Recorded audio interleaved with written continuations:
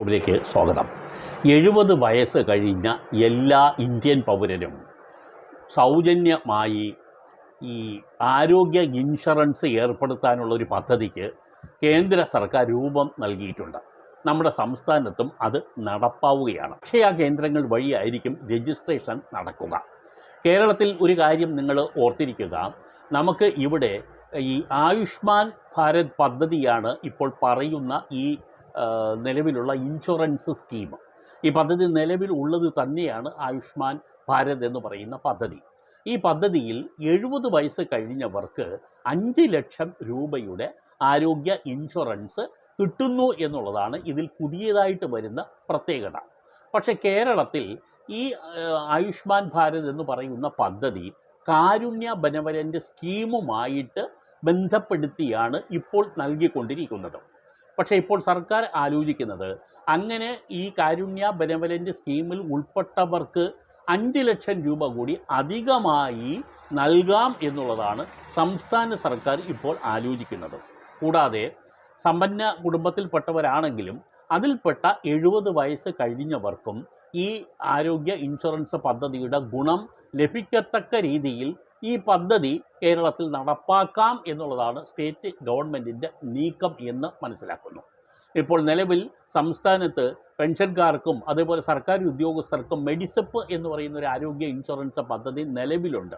അതുകൊണ്ട് തന്നെ ആ വിഭാഗത്തിൽപ്പെട്ടവരെ ഇങ്ങോട്ട് വിളിക്കേണ്ടതില്ല. പകരം അതിലൊന്നും പെടാത്ത ആളുകൾ 70 വയസ്സ് കഴിഞ്ഞിട്ടുണ്ടെങ്കിൽ അവർക്ക് ഏത് വിഭാഗത്തിൽപ്പെട്ടതായാലും സമ്പന്ന വിഭാഗത്തിൽപ്പെട്ടവരാണെങ്കിലും ദരിദ്ര വിഭാഗത്തിൽപ്പെട്ടവരാണെങ്കിലും 70 വയസ്സ് കഴിഞ്ഞവർക്കെല്ലാം ആരോഗ്യ ഇൻഷുറൻസ് നൽകണം എന്നുള്ളതാണ് ആയുഷ്മാൻ ഭാരത് പദ്ധതിയുടെ ലക്ഷ്യം.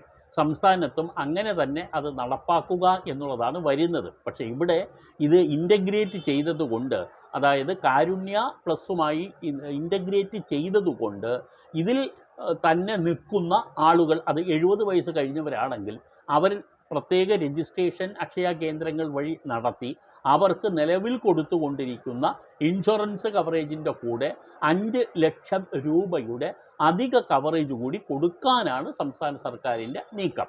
അതുപോലെ തന്നെ നേരത്തെ പറഞ്ഞതുപോലെ മറ്റ് വിഭാഗങ്ങൾ, സമ്പന്ന വിഭാഗത്തിലെ 70 വയസ്സ് കഴിഞ്ഞവരെ കൂടി ഈ പദ്ധതിയിലേക്ക് ഉൾപ്പെടുത്തി അവർക്കും ആനുകൂല്യം കൊടുക്കുക എന്നുള്ളതാണ് ഇപ്പോഴുള്ള നീക്കം.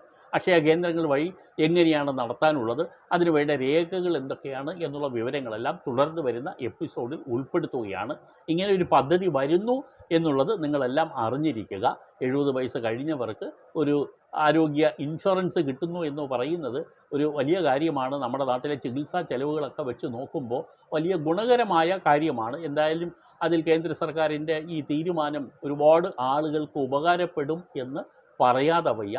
അത് ശരിക്കും നല്ല രീതിയിൽ വരട്ടെ എന്ന് നമുക്ക് ആശംസിക്കുകയും ചെയ്യേണ്ടി വരുന്നു. എന്തായാലും തുടർന്ന് വരുന്ന വിവരങ്ങൾ ഈ ചാനലിൽ ഉൾപ്പെടുത്തുന്നു എന്നുള്ളതും നിങ്ങളെ അറിയിക്കുന്നു. നന്ദി.